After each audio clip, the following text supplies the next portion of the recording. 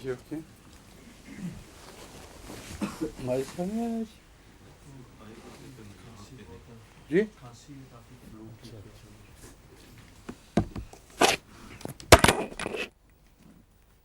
سمجھ صاحب کا مسئلہ حل ہو گیا ہیں اسی دن ماشاء اللہ اللہ مبارک کرے ہیں بہت بہت کافیوں کی پردہ پوشی ہوگی کیا کافیوں کی پردہ پوشی بھی ہوگی اچھا اور بھی ہیں یہاں ابھی اب ان کو ننگا کرنا تو آپ کا کام ہے نا باقاعدہ رپورٹ ہے ان کی طرف سے ماشاء اللہ اسی دن ہے اور اس پہ حوالہ بھی دیا ہوا ہے شمس صاحب اپنے ہاتھ سے حضرت خلیفہ المسیح اول رضی اللہ عنہ ہمارے واقعہ کے مطابق اس کے مطابق کا مطلب یہ ہے کہ دیتے ہی مانگا بھی ہوگا مطابق تبھی بنتا ہے کیوں جی اپنے ہاتھ سے لکھا ہوا ہے کہ حضرت خلیفہ المسیح اول والے واقعہ کے عین مطابق حق ادا کیا گیا اور ہاتھ پھیلا دیا گیا لیکن غلطی سے مطابق لکھا گیا ہے مطابق نہیں ہے اعوذ باللہ من الشیطان الرجیم بسم اللہ الرحمن الرحیم ان تبدوا شیئا او تخفوه فإن اللہ کان بکل شیء علیما لا جناح علیہن فی آبائہن ولا ابنائہن ولا اخوانہن ولا ابناء اخوانہن ولا ابناء اخواتہن ولا نسائہن ولا ما ملکت ایمانہن واتقین اللہ ان اللہ کان علی کل شیء شہیدا ان اللہ وملائکتہ یصلون علی النبی یا ایھا الذین آمنوا صلوا علیہ وسلموا تسلیما ان الذین یؤذون اللہ ورسولہ لعنہم اللہ فی الدنیا والآخرۃ وأعد لهم عذابا مهینا والذین یؤذون المؤمنین والمؤمنات بغیر ما اکتسبوا فقد احتملوا بہتانا وإثما مبینا یا ایھا النبی قل لأزواجک وبناتک ونساء المؤمنین یدنین علیہن من جلابیبہن ذالک ادنی ان یعرفن فلا یؤذین وکان اللہ غفورا رحیما لئن لم ینتہ المنافقون والذین فی قلوبہم مرض والمرجفون فی المدینۃ لنغرینک بہم ثم لا یجاورونک فیہا الا قلیلا ملعونین اینما ثقفوا اخذوا وقتلوا تقتیلا سنت اللہ فی الذین خلوا من قبل ولن تجد لسنت اللہ تبدیلا یسألک الناس عن الساعة قل انما علمها عند اللہ وما يدريك لعل الساعة تكون قريبا إن الله لعن الكافرين وأعد لهم سعيرا خالدين فيها أبدا لا يجدون وليا ولا نصيرا يوم تقلب وجوههم في النار يقولون يا ليتنا أطعنا الله وأطعنا الرسولا وقالوا ربنا إنا أطعنا سعادتنا وكبراءنا فأضلونا السبيلا ربنا آتهم ضعفين من العذاب ولعنهم لعنا كبيرا يا أيها الذين آمنوا لا تكونوا كالذين آذوا موسى فبرأه الله مما قالوا وكان عند الله وجيها يا أيها الذين آمنوا اتقوا الله وقولوا قولا سديدا يصلح لكم أعمالكم ويغفر لكم ذنوبكم ومن يطع الله ورسوله فقد فاز فوزا عظيما إنا عرضنا الأمانة على السماوات والأرض والجبال فأبين أن يحملنها وأشفقنا منها وحملها الإنسان إنه كان ظلوما جهولا ليعذب الله المنافقين والمنافقات والمشركين والمشركات ويتوب الله على المؤمنين والمؤمنات وكان الله غفورا رحيما. اس آخری آیت کے ساتھ سورہ احزاب ختم ہوتی ہے، اور میں امید رکھتا ہوں کیونکہ ان آیات میں ایسی مشکل آیات نہیں ہیں جن کے ترجمے کے ساتھ زیادہ تفصیلی بیان کرنا ہو، اس لیے یہ ہم آسانی سے امید رکھتا ہوں کہ ان 3 رکوعوں کو ختم کر لیں گے. پہلی آیت ان تبدو شیئن او تخفوہ فإن اللہ کان بکل شیئن علیما، اگر تم کوئی چیز چھپاؤ، ظاہر کرو، تبدو اور تخفو ہو یا اسے چھپاؤ، فإن اللہ کان بکل شیئن علیما، تو اللہ تعالیٰ ہر چیز کا علم رکھتا ہے. اس سلسلے میں حضرت صلی اللہ علیہ وآلہ وسلم کی طرف پہلا اشارہ ملتا ہے کہ آپ نے خدا تعالیٰ کے حکم پر جو اپنی بیویوں کو مخاطب کرتے ہوئے یا ان مومنوں کو مخاطب کرتے ہوئے تعلیم دی جو حضرت صلی اللہ علیہ وآلہ وسلم کی دعوت پر شرکت کے لیے آیا کرتے تھے.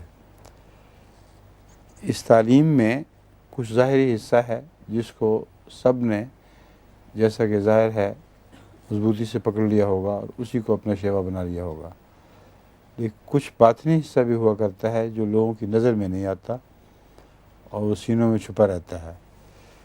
اس لیے اللہ تعالیٰ نے فرمایا ان تبدو شیئن اور تخفو ہو، کہ اگر تم کوئی چیز ظاہر کرو اور تخفو ہو یا اسے چھپا لو، فإن اللہ کان بکل شیئن علیما، تو یقین اللہ تعالیٰ ہر چیز کا علم رکھتا ہے. لا جناح علیہن فی آبائہن، اسی شرط کے ساتھ جو اس آیت میں بیان ہوئی ہے، ان خواتین مبارکہ کے لیے کوئی گناہ نہیں ہے ان کے باپوں کے متعلق، آبائہن میں باپ دادا وغیرہ وغیرہ، چچا بھی شامل ہو جاتے ہیں ان میں، کہ وہ گھروں میں آئیں اور ان سے ملیں لیکن تقوی کی شرط برقرار رہے. ولا ابنائہن، اور نہ ان کے بچوں کے لیے کوئی حرج ہے.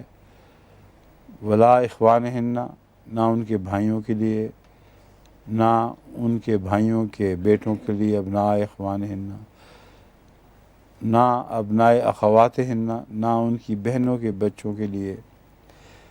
ولا نسائہن، اور نہ ان کی عورتوں کے لیے. یہ عورتیں کون ہیں؟ ولا نسائہن ولا ما ملکت ایمانہن، باقی سب جگہ تو رشتہ دار بیان ہوئے تھے، اب نسائہن میں کون مراد ہیں؟ ابناء اخوان خوات ان کے ہیں کن کے؟ ولا ابناء اخوانہن ولا ابناء اخواتہن ولا نسائہن، یعنی وہ عورتیں جو ان مردوں کی رشتہ دار قریبی ہوں، ان کا ذکر بہنوں کے طور پر الگ نہیں کیا گیا. ایک وہ مراد ہیں، اور دوسرے ہیں ان کی سہیلیاں ان کی سہیلیاں جو ان کی طرف نسبت رکھنے کا حق رکھتی ہوں۔ اس میں از خود ایک قسم کا کمپلیمنٹ خواتین مبارکہ کو یہ دیا گیا ہے کہ ان کی سہیلیاں ایسی ہو ہی نہیں سکتی جو گھروں میں بدیاں پھیلائیں، اس لیے جن کو وہ اپنی عورتیں کہتی ہوں ان کو بھی اجازت ہے۔ تو بیک وقت اس کے دونوں معنی، ایک وہ جو شمس صاحب نے بیان کیے اور ایک یہ معنی۔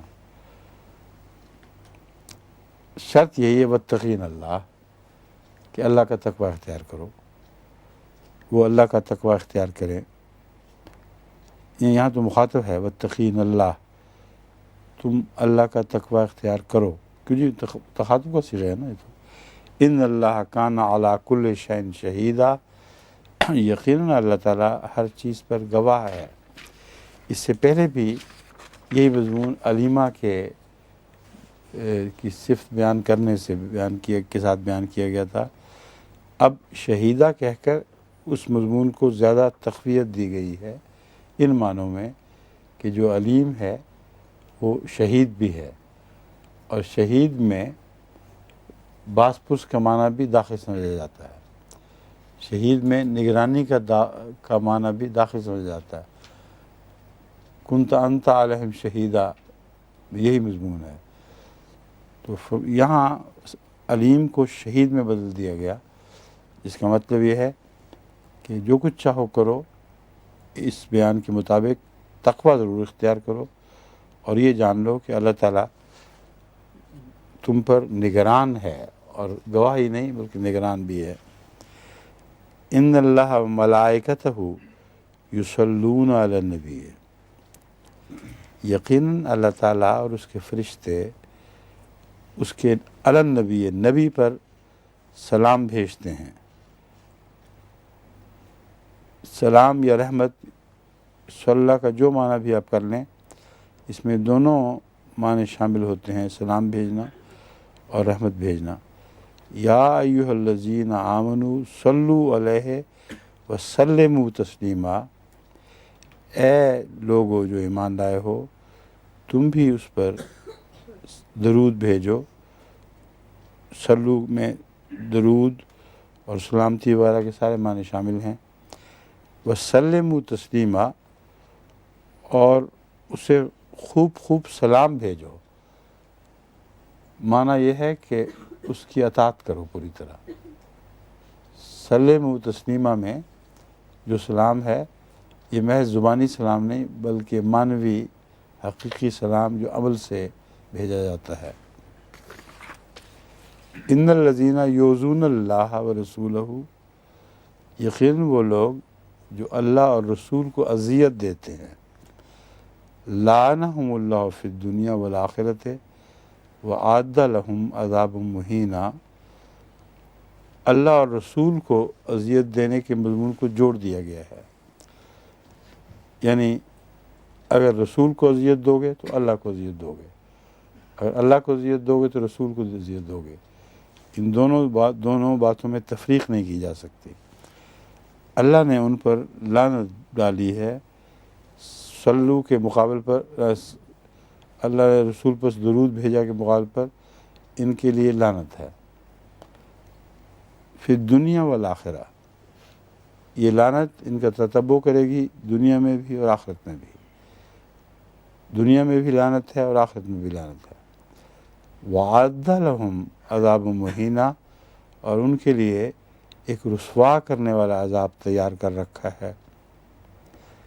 وَالَّذِينَ يُؤْذُونَ الْمُؤْمِنِينَ وَالْمُؤْمِنَاتِ، اب اللہ رسول کی اذیت کے بعد مومنوں کو جو اذیت دیتے ہیں یا مومن عورتوں کو اذیت دیتے ہیں، بغیر مکتسبوا، بغیر ایسی بات کے جو انہوں نے کمائی ہو۔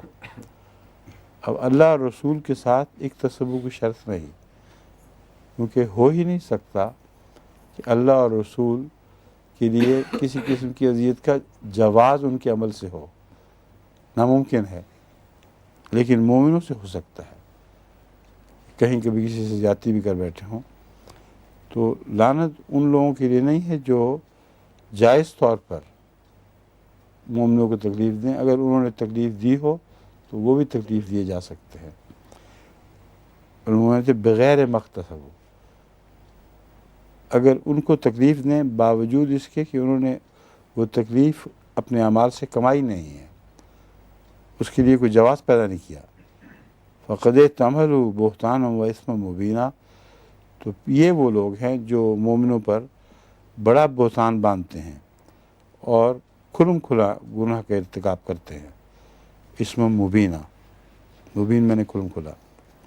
یا ایھا النبی قل لازواجک و بناتک و نساء المؤمنین یدنین علیہن من جلابیبہن.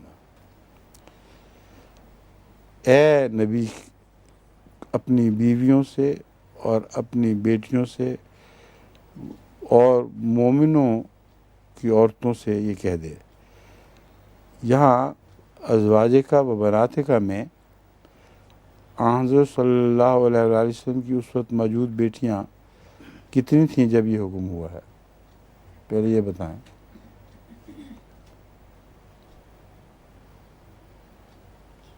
سن 5 ہجری میں جب اس صورت کا نزول ہوا ہے تو کیا حضرت فاطمہ کے سوا بھی کوئی بیٹی زندہ تھیں؟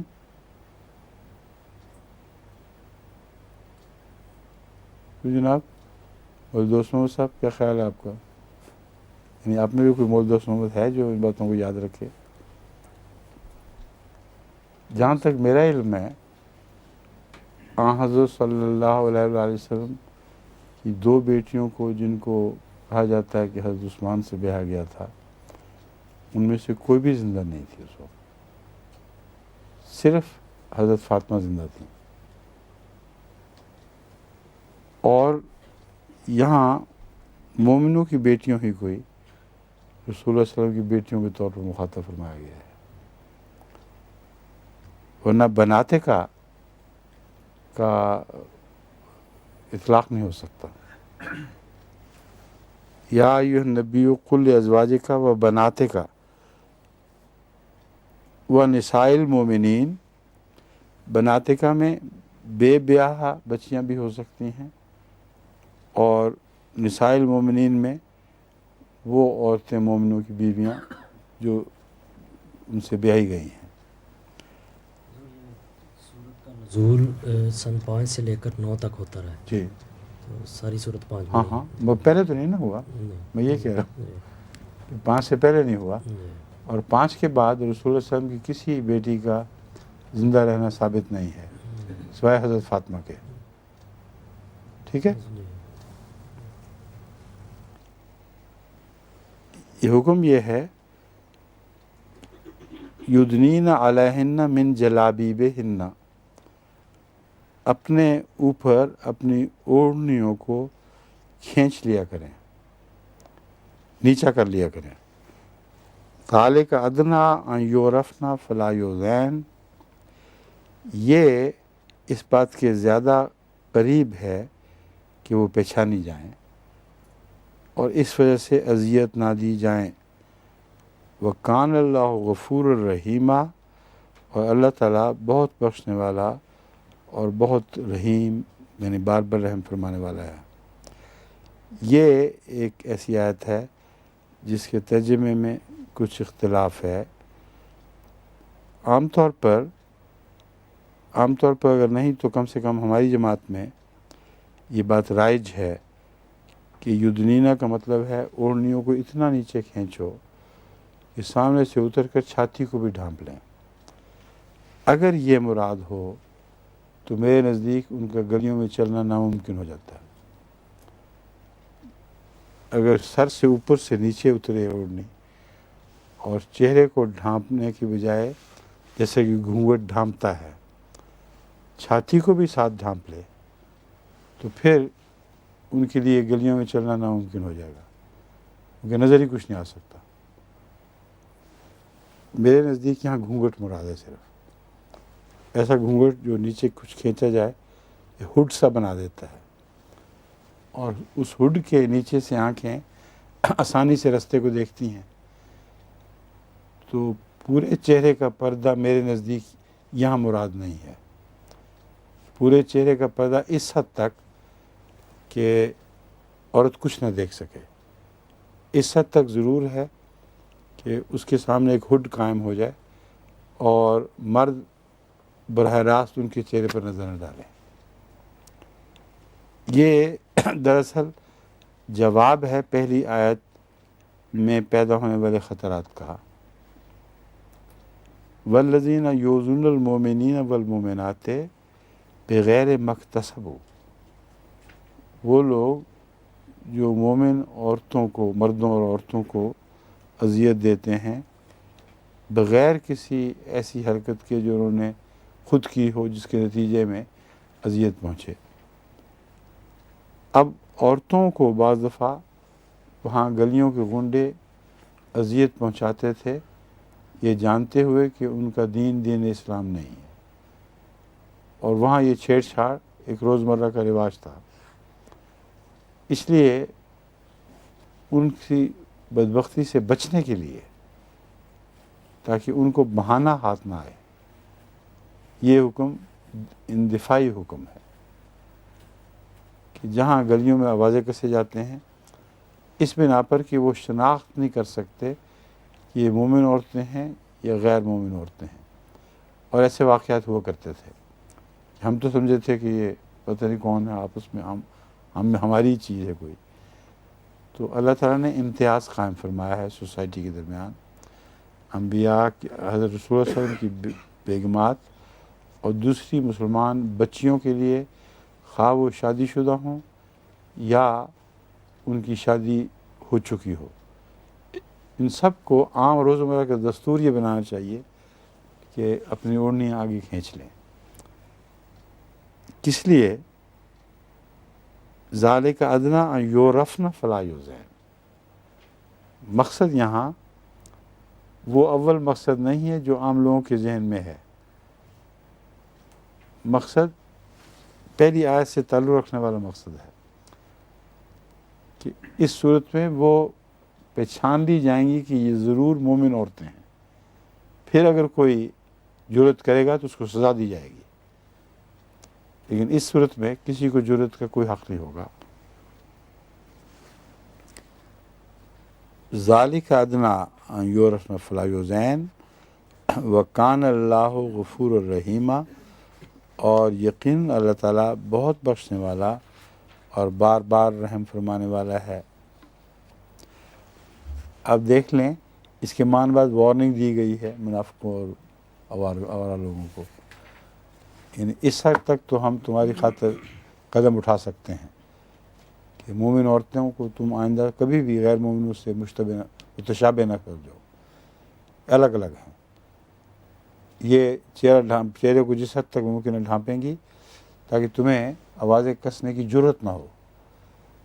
اگر یہ بات سن کر بھی وہ اپنے رویے میں تبدیلی نہ کریں، لئن لم ينتهِ المنافقون، اگر منافق باز نہ آئیں، والذین فی قلوبہم مرض، اور وہ لوگ بھی باز نہ آئیں جن کے دل میں مرض ہے، والمرجفون فی المدینۃ، اور مدینے میں چھوٹی موٹی خبریں اڑانے والے لوگ باز نہ آئیں، لنغرینک بہم ثم لا یجاورونک فیہا الا قلیلا، تو ہم تجھے ان کے پیچھے لگا دیں گے. یہ ایک پیشگوئی ہے جس کا ظہور ہوا ہے اس کے بعد بعض یہودیوں وغیرہ کے متعلق، اور ان کو مدینے سے نکالنے کا جو جواز تھا وہ یہ پردہ بن گیا. اس پردے اور احتیاط کے باوجود انہوں نے اپنی بدتمیزیاں جاری رکھیں، اور بالآخر اللہ تعالیٰ نے ایسے سامان پیدا فرمائے کہ ان کو مدینے سے نکلنا پڑا. یہ واقعات بعد میں عذاب کی صورت میں بھی ہوئے، اس سے علاوہ بھی انفرادی طور پر بھی ہوتے رہے ہیں. تو ہم تجھے ان کے پیچھے لگا دیں گے. ثم لا یجاورونک فیہا الا قلیلا، اس کے بعد یہ زیادہ تیری ہمسائیگی میں نہیں رہ سکیں گے. الا قلیلا، تھوڑے لوگوں کے سوا یا تھوڑی مدت کے سوا یہ لوگ تیری ہمسائیگی میں نہیں رہ سکیں گے. ملعونین، ایسے نکالے جائیں گے کہ ان پر لعنت پڑی ہوگی، یہ لعنت کے نیچے ہوں گے۔ اینما ثقفوا اخذوا وقتلوا تقتیلا، جہاں بھی یہ پائے جائیں پکڑے جائیں اور سختی کے ساتھ قتل کیے جائیں۔ یہ وہ آیت کریمہ ہے جس کی روشنی میں یا جس سے ناواقفیت کے نتیجے میں موجودہ علماء بڑی شدت کے ساتھ غیر مسلموں کے قتل کا فتویٰ جاری کرتے ہیں، اور غیر مومنوں کو متعلق کہتے ہیں کہ جائز ہے جہاں بھی پائے جائیں ان کو قتل کر دیا جائے۔ یہ بات تاریخ اسلام سے متصادم ہے۔ تاریخ اسلام میں اس کا کوئی جواز ثابت نہیں۔ اگر یہ بات ہے تو وہ لوگ جو ان آیات کے بعد مدینے میں رہے اور ان کو کلیتاً حفاظت رہی، کیا جواز تھا ان کی حفاظت کا؟ جہاں کہیں بھی وہ پائے جاتے ان کا قتل عام ہو جانا چاہیے تھا۔ اس کے بعد بھی تمام یہود کے متعلق یہ اطلاق نہیں ہوا، صرف خیبر وغیرہ کے یہود یا وہ یہود جنہوں نے جنگ احزاب میں بے وفائی کی تھی، صرف ان کے متعلق یہ حکم ہے کہ قتلوا، ان سے لڑائی کی جائے اور جہاں کہیں بھی پائے جائیں ان کو قتل کر دیا جائے، کیونکہ انہوں نے معاہدہ شکنی کا آغاز کیا تھا، اس بنا پر ان کو قتل کیا گیا ہے۔ مگر اور کسی بنا پر یہود کو قتل کرنے کا حکم نہیں ملتا، یا غیر مومنوں کو، غیر مسلموں کو۔ چنانچہ رسول اللہ صلی اللہ علیہ وسلم کا اپنا عمل سختی سے اس بات کو رد کرتا ہے جو مولوی اس آیت کی طرف منسوب کرتے ہیں۔ تاریخ اسلام سے رسول اللہ صلی اللہ علیہ وسلم کے اسوہ سے دکھائیں کہ کب یہ حکم غیر مومنوں کے متعلق حکم عام کے طور پر سمجھا گیا اور اس پر عمل کیا گیا۔ اور اگر اب یہ سمجھتے ہیں کہ واقعتاً ایسا ہی ہے تو اپنے گرد و پیش میں رہنے والے سارے غیر مسلموں کو قتل کر دینا چاہیے۔ ہندوستان میں جو بس رہے ہیں وہ کمزور ہوں یا غیر کمزور، نہ کمزور ہوں، اسے بحث ہی نہیں۔ اس آیت میں ہے مارو اور قتل عام کرو، تو سارے ہندوؤں کے خلاف تلواریں لے کے کیا دوڑنا چاہیے۔ اور انگلستان میں جو مولوی رہتے ہیں ان کا گلیوں کو خون سے بھر دینا چاہیے۔ کس طرح بھریں گے خون سے؟ یعنی اپنے خون سے بھر دینا چاہیے کہ اگر یہ اٹھیں گے ایسی مار پڑے گی کہ پھر یہاں یہ نہیں رہ سکیں گے، گویا اللہ ان کے مخالفوں کے ساتھ ہو جائے گا، ان کے ساتھ نہیں رہے گا۔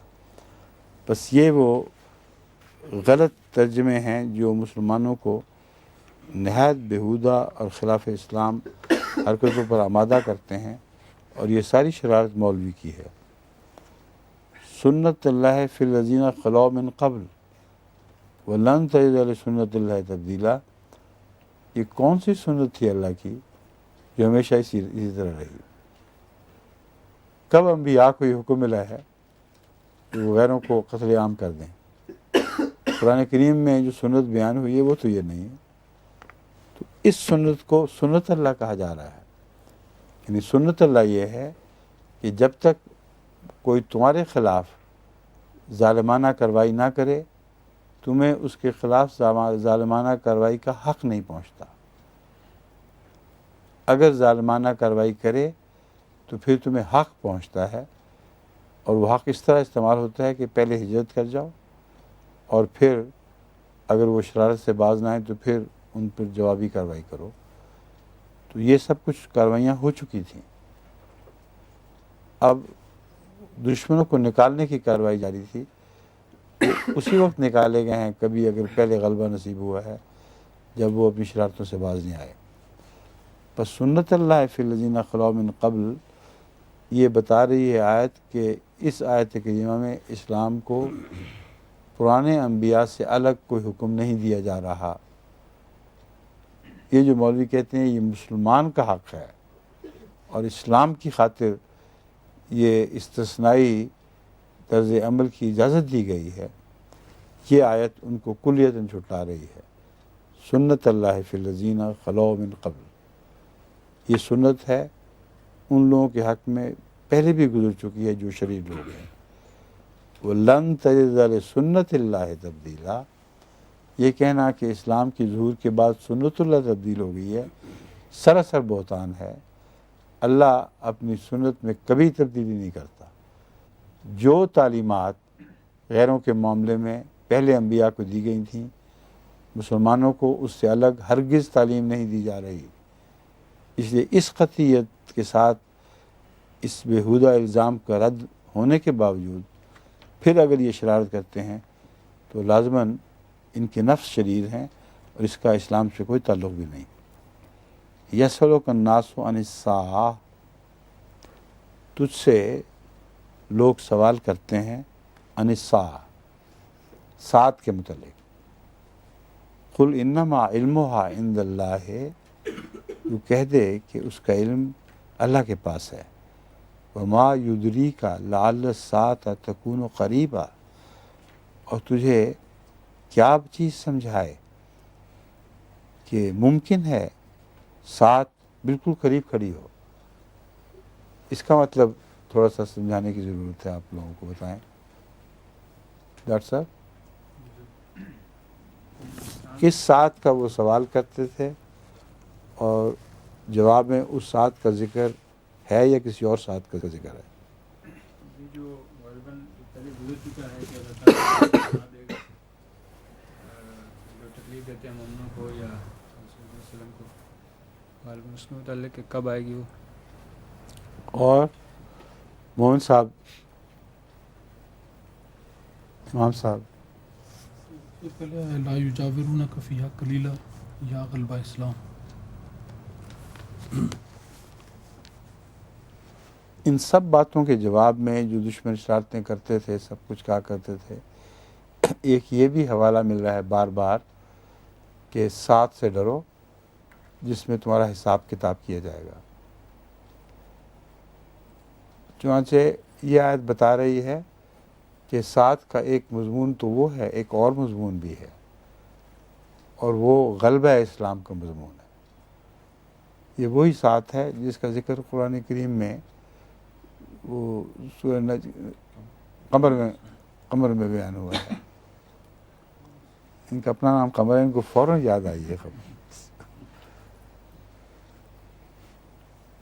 جو ساتھ کے متعلق سوال کرتے تھے ان کو جواب بھی دیے، چاند کے حوالے سے دیا گیا تھا کہ دیکھو قد اقترب الساعة وانشق القمر، ساتھ قریب آ گئی ہے اور چاند دو ٹکڑے ہو گیا ہے۔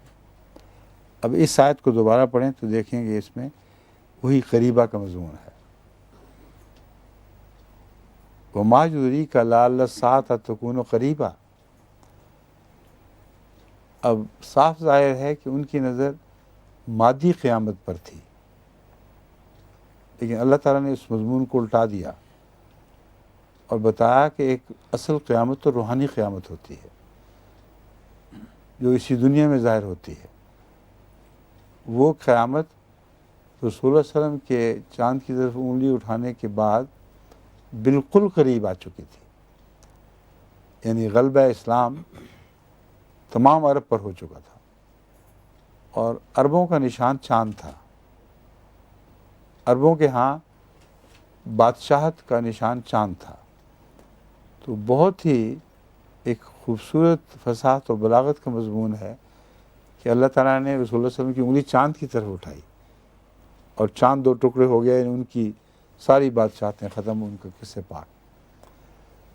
بس یہی وہ مضمون ہے جس کو حضرت صفیہ کے نے یا ان کے والد نے دیکھا تھا، خود دیکھا تھا کہ چاند ان کی جھولی میں آ پڑا ہے۔ یہ وہ چاند ہے، یعنی عرب کا چاند ٹوٹ گیا تھا، ایک اور نئے چاند میں ظاہر ہونا تھا، یعنی بادشاہت اسلام کو مل جانی تھی۔ ان کی جھولی میں جو چاند دکھایا گیا وہ یہ مضمون ہے۔ بس وہاں اقتربہ کے بعد یہاں تکون و قریبہ میں بین ہی وہی مضمون ہے۔ وہ تجھ سے ساتھ کے متعلق پوچھتے ہیں کہ بتاؤ کب آئے گی، تو ان کو بتا دے کہ تمہاری ساتھ تو آنے ہی والی ہے، وہ ساتھ جس میں عظیم انقلاب برپا ہونا ہے اور پرانے نظام دفن ہو جائیں گے اور نیا نظام ابھرے گا. یہ قیامت قریب ہے. ان اللہ لعن الکافرین وعد لہم سعیرا. جہاں تک کافروں کا تعلق ہے ان پر تو خدا لعنت ڈال چکا ہے اور ان کے لیے ایک بھڑکنے والی آگ تیار کر رکھی ہے. وہ بھڑکنے والی آگ اس قیامت سے بھی تعلق رکھتی ہے اور اس قیامت سے بھی تعلق رکھتی ہے، کیونکہ اس کے متعلق قرآن کریم کا اور احادیث کا بیان ہے کہ ان کے دلوں میں ایک آگ سی لگ جائے گی، ایک جلن ہوگی جو بجھنے کا نام نہیں لے گی. وہ جلن اسلام کی حق میں قیامت کے آنے کی وجہ سے پیدا ہوگی. بس اس نے ان کا پیچھا، اس ساتھ نے تو ان کا پیچھا نہیں چھوڑنا. خالدین فیہا ابدا، ہمیشہ اس ساتھ میں رہنے والے ہیں یا اس کی لائی ہوئی جہنم میں.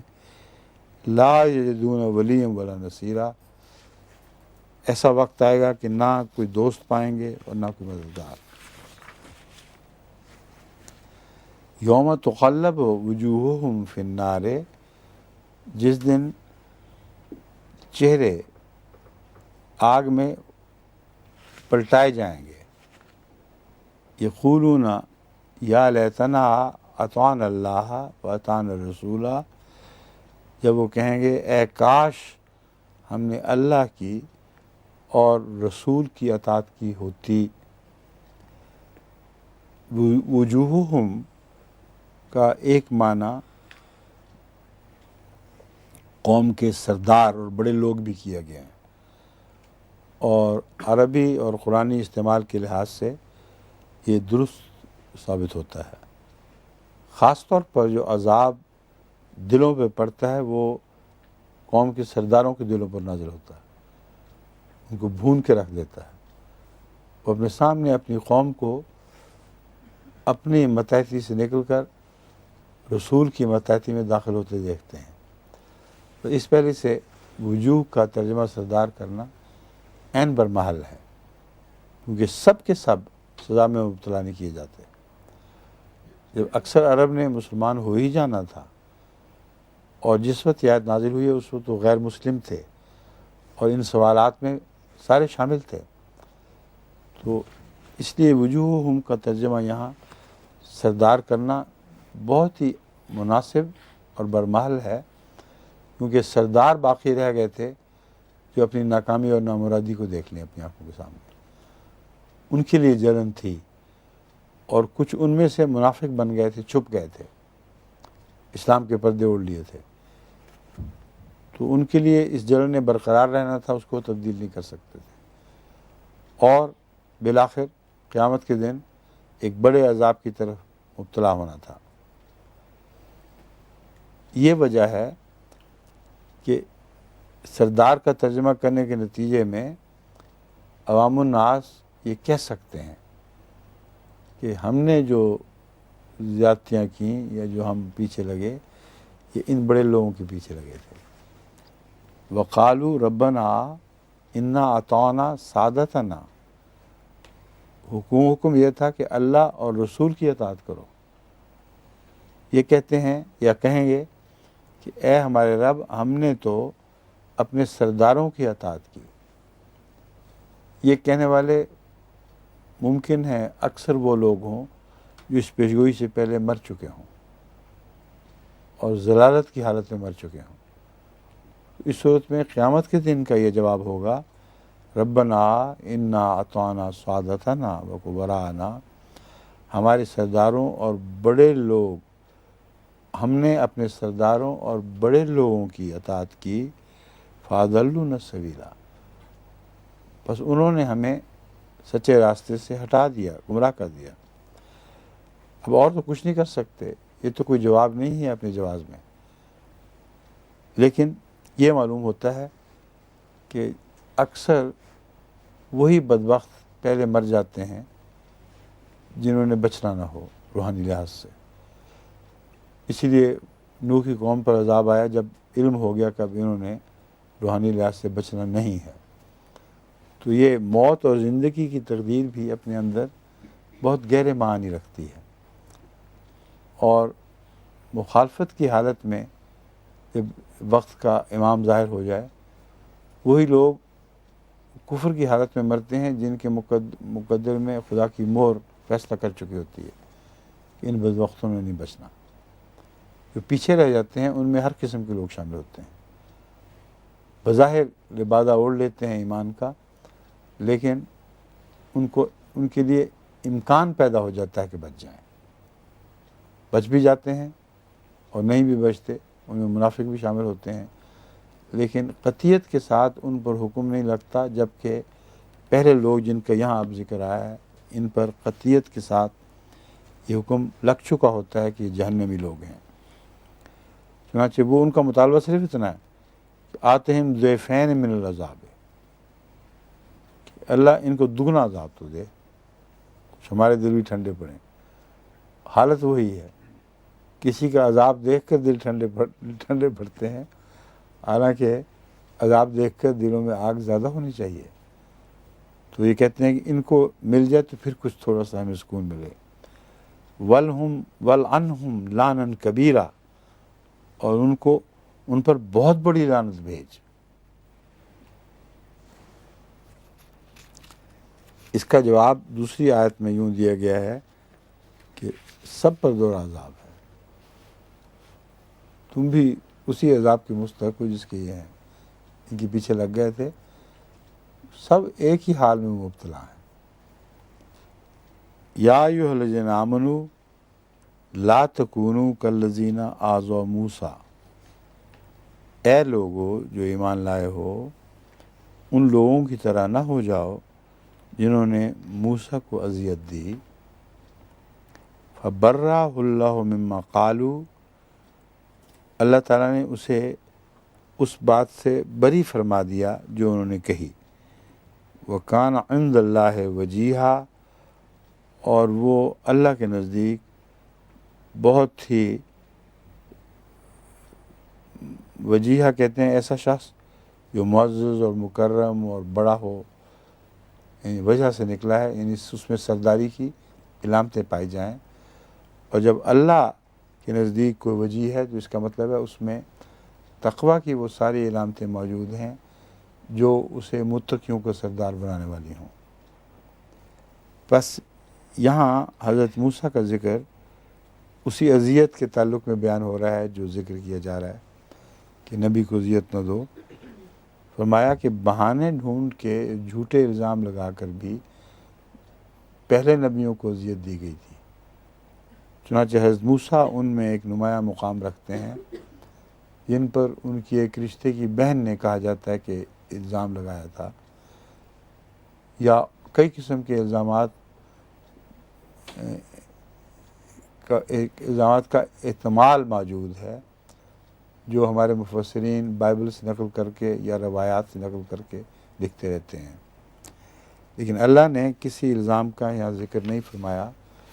نہ یہ ہمیں زیبا ہے کہ جب خدا نے ان الزامات کی نشاندہی نہیں فرمائی تو ہم بے وجہ نشاندہیاں کرتا پھریں، کیونکہ بیمار لوگ بعض دفعہ شک میں بھی مبتلا ہو جاتے ہیں کہ شاید واقعی ہو، مگر مومنوں کے لیے اعلان کافی ہے، لا تکونوا کالذین آذوا موسیٰ، ان لوگوں کی طرح نہ ہو جنہوں نے موسیٰ پر الزام لگائے تھے۔ اور پھر موسیٰ کی زندگی میں ہی برأہ اللہ مما قالوا، اللہ نے ایسے حالات پیدا فرما دیے تھے کہ موسیٰ کو ان الزامات سے بریت نصیب ہو۔ یہاں برأہ اللہ سے مراد یہ نہیں کہ اللہ نے بعد میں بریت کی ہے، برأہ اللہ مما قالوا سے صاف پتہ چلتا ہے کہ الزام لگانے والے اپنی زندگی ہی میں جھوٹے ثابت، موسیٰ کی زندگی ہی میں جھوٹے ثابت ہو گئے تھے۔ وَكَانَ عِندَ اللَّهِ وَجِيهًا، اور وہ پاک اور وجیح روحانی رہنما کے طور پر سب کے سامنے ابھر آیا تھا۔ اب مومنوں کو مخاطب کرتے ہوئے اللہ فرماتا ہے، پہلے بھی انہی کو مخاطب کیا تھا لیکن بات موسیٰ کی گئی تھی، اب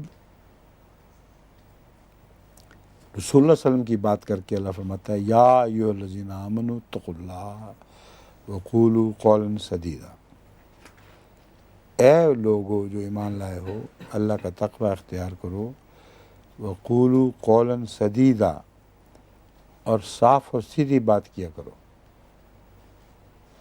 یہاں پہلے مضمون کے بعد مان صاف اور سیدھی بات کا کیوں ذکر چھیڑا گیا ہے؟ بنگلہ دیش بتایا کیا بات ہے؟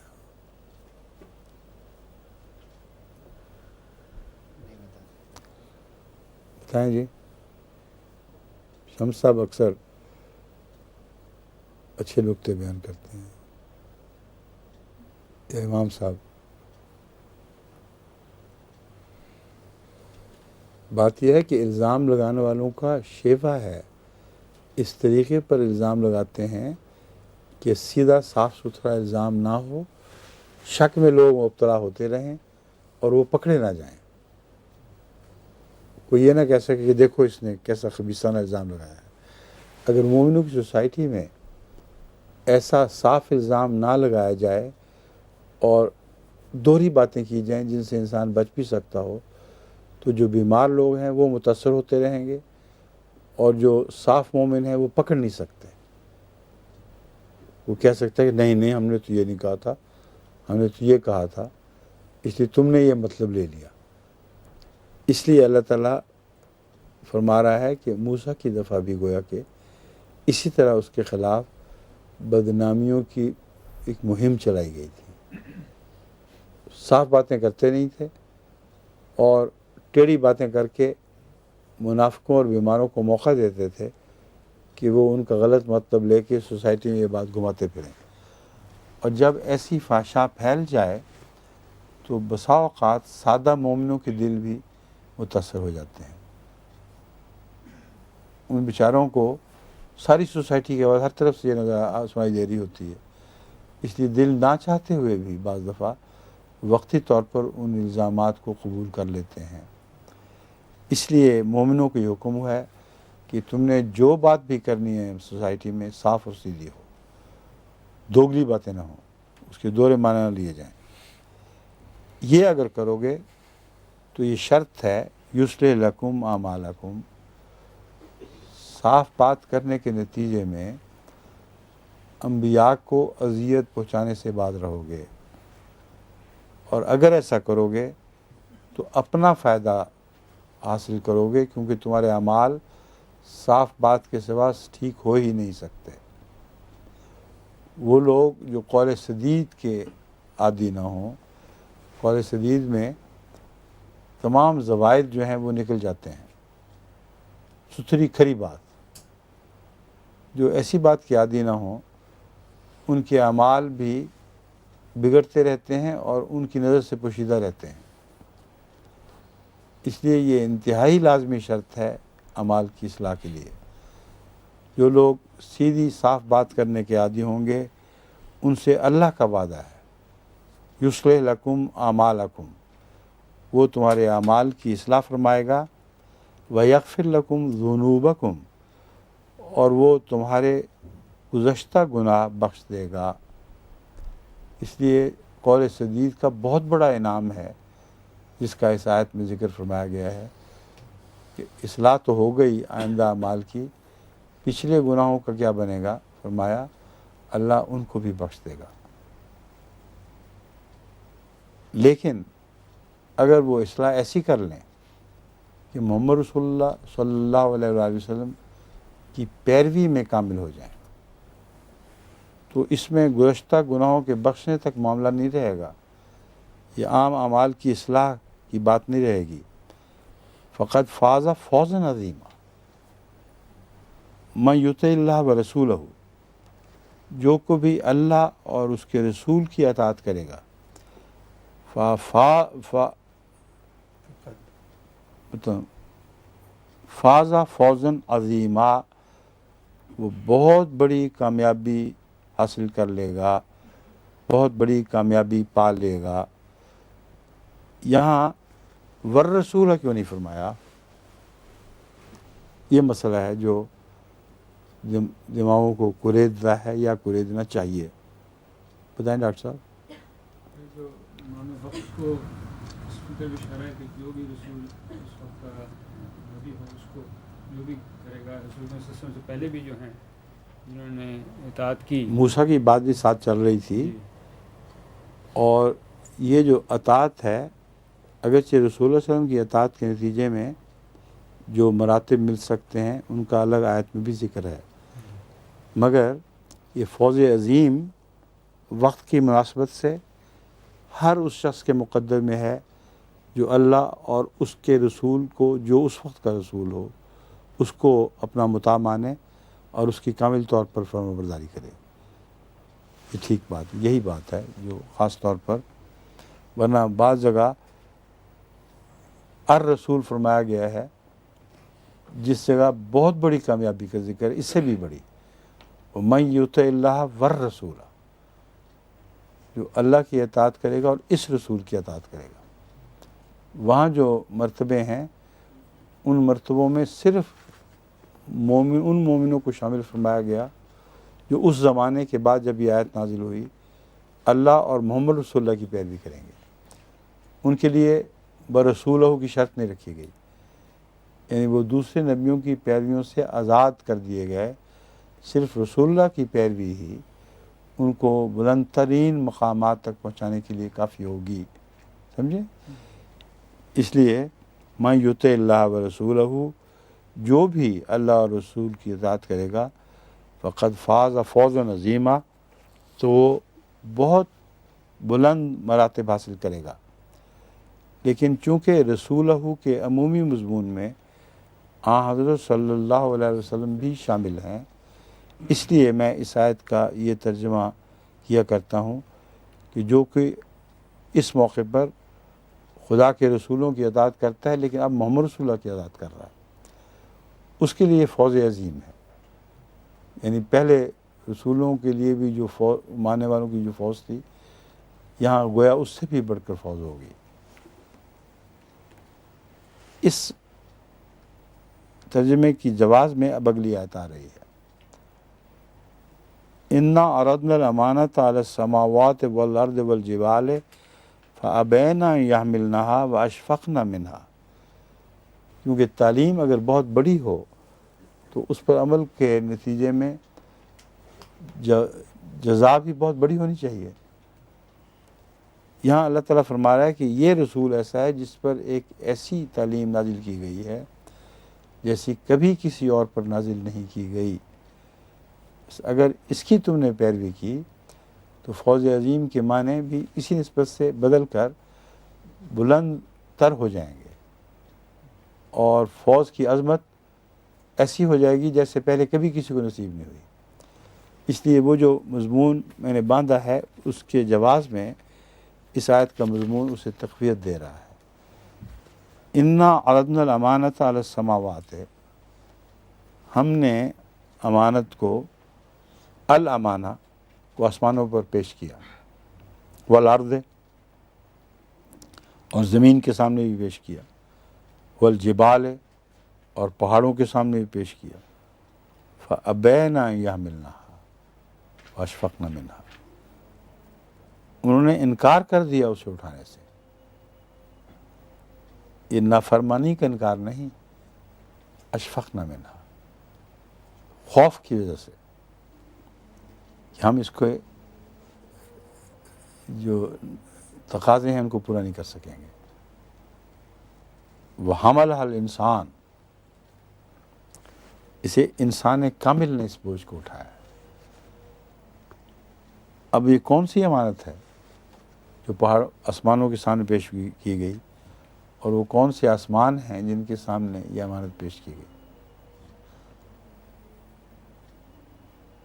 الامانہ سے مراد قرآن کریم ہے، اس میں ادنا سا بھی شک نہیں.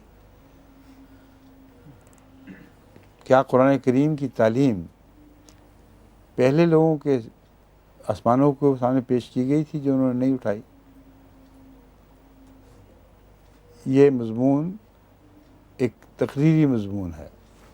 عملاً ایسا ہوا ہے کہ رسول اللہ صلی اللہ علیہ وسلم کے علاوہ جو روحانی لوگوں میں سب سے بلندی تک پہنچے ہوئے تھے وہ آسمان تھے، ان کو آسمان کہا جا رہا ہے، اور زمینی لوگوں میں سے جنہوں نے بہت ترقی کی تھی وہ بھی اس میں شامل تھے، ان کو بھی یہ پیشکش تھی کہ اس بوجھ کو اٹھا سکتے تو اٹھا لو، لیکن تعلیمات ایسی کامل ہیں کہ پہلے کا انسان خواہ وہ آسمانی ہو خواہ وہ زمینی ہو اپنی عملی مجبوریوں کی وجہ سے یہ کہہ سکتا تھا کہ ہم نہیں اٹھا سکتے۔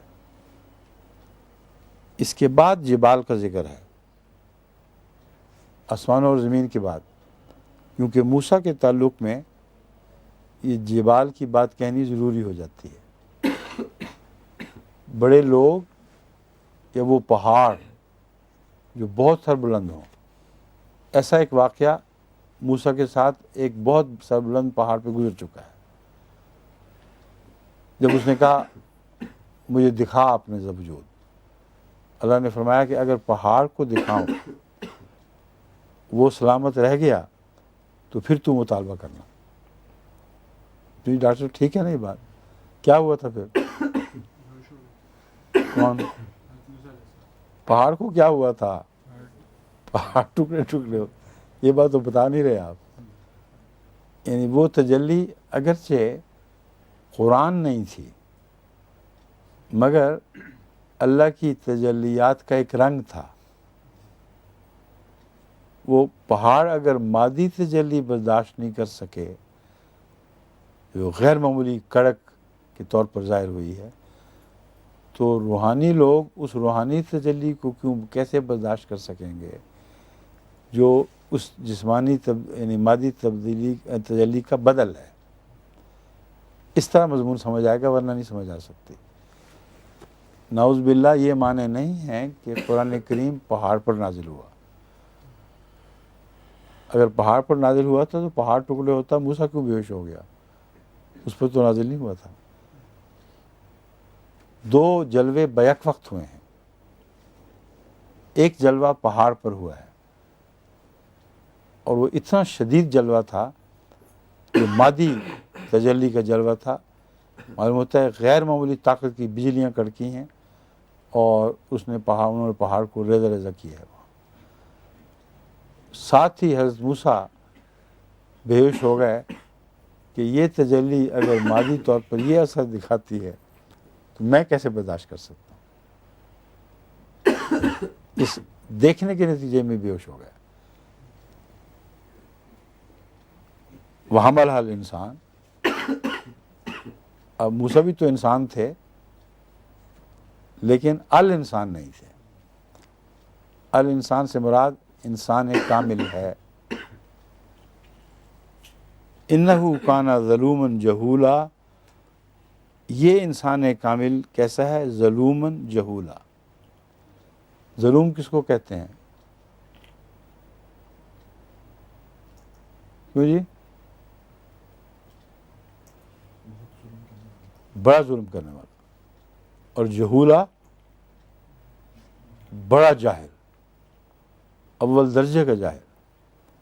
جیسے عرب شعروں میں کہتے ہیں کہ خبردار ہم سے نہ ٹکر لینا، ہم سے بڑا جہول کوئی نہیں ہوگا، جوابی کارروائی کرے۔ اب ایک طرف الانسان، ایک طرف اس نے امانت اٹھا لی، اور ساتھ ہی فرما رہا ہے ظلومًا جہولا۔ یہ تعریف کا کلام ہے، یہ بدی کا کلام یعنی برائی کا کلام ہے ہی نہیں۔ اس کو نہ سمجھنے کے نتیجے میں قرآن کریم میں جگہ جگہ قاریوں نے لا قف وغیرہ یہ چیزیں لگائی ہوئی ہیں جن کے کوئی بھی معنی نہیں، کیونکہ وہ یہ سمجھتے ہیں کہ بیان تو بہت بڑا ہے لیکن سزا اس کے مقابل پر بہت سخت بیان کی جا رہی ہے، اس لیے رسول اللہ صلی اللہ علیہ وسلم ہو ہی نہیں سکتے، حالانکہ رسول اللہ صلی اللہ علیہ وسلم ہی ہیں۔ اور یہ وہ مضمون ہے جسے حضرت مسیح موعود علیہ السلام نے کھولا ہے۔ ظلم سے مراد جو اپنے نفس پر ظلم کرنے والا ہے، اتنا ظالم للنفس ہی، اتنا زیادہ ظالم ہے کہ اس نے ہر چیز سے اپنے آپ کو محروم کر لیا، اس خوف کی وجہ سے کہ خدا ناراض نہ ہو۔ اس امید پر کہ میرے نمونے سے پھر دنیا پر یہ چیزیں بھاری نہیں رہیں گی، اس لیے اپنے اوپر ہر آسانی کو وہ حرام کر لیا۔ جہولہ اور قرآن کریم کے نتیجے میں جو دشمنی ہونی تھی، جو دنیا نے بھڑک اٹھنا تھا، ساری دنیا نے مقابلے پر اٹھ کھڑے ہونا تھا، اس کی کچھ بھی پرواہ نہیں کی۔ جہولہ اس سپاہی کو کہتے ہیں قرآن عربی استعمال میں جس کو خطرناک جنگ میں داخل ہونے کی کوئی بھی پرواہ نہ ہو، جان جائے اس راستے میں، چیلنج کرتا ہو، وہ خطرناک مقاموں پہ گھس جاتا ہے کہ کرو جو کچھ کرنا ہے، میں پیچھے ہٹنے والا نہیں۔ یہ جہولہ ہے جو رسول اللہ صلی اللہ علیہ وسلم کے حق میں استعمال ہوا ہے۔ لِيُعَذِّبَ اللَّهُ الْمُنَافِقِينَ وَالْمُنَافِقَاتِ۔ قرآن کریم کی امانت محمد رسول اللہ پر اس شان کے انسان پر نازل ہوئی ہے، پہلے اس کے نتیجے میں جو محروم لوگ ہیں ان کا ذکر کیا جا رہا ہے، اور یہ لفظ ظلم اور جہول کے ساتھ ایک مطابقت رکھنے والی بات ہے جو بہت ہی لطیف ہے۔ ظلم اور جہول کے دوسرے معنی بھی ہیں، ان کے نتیجے میں ان کو سزا بھی ملنی چاہیے۔ لِيُعَذِّبَ اللَّهُ الْمُنَافِقِينَ وَالْمُنَافِقَاتِ، تاکہ اللہ منافقوں کو اور منافقات کو سزا عذاب دے، والمشرکین والمشرکات، اور مشرکوں کو، مردوں اور عورتوں کو۔ لیکن اصل مقصد کیا ہے؟ وَيَتُوبَ اللَّهُ عَلَى الْمُؤْمِنِينَ وَالْمُؤْمِنَاتِ، تاکہ جو رسول کے رنگ میں ظلم اور جہول بنے، اس پر ایمان لانے والے ہوں، مرد ہوں یا عورتیں، ان سب کو اللہ ان کے ساتھ توبہ کے ساتھ رجوع فرمائے۔ وَكَانَ اللَّهُ غَفُورٌ رَحِيمًا، اور اللہ تعالیٰ بہت زیادہ بخشنے والا اور بہت زیادہ رحم کرنے والا ہے۔ یہاں تک تلاوت کی تھی نا، یہاں تک مضمون پورا ہو گیا، ٹھیک، پھر باقی پھر انشاءاللہ کل۔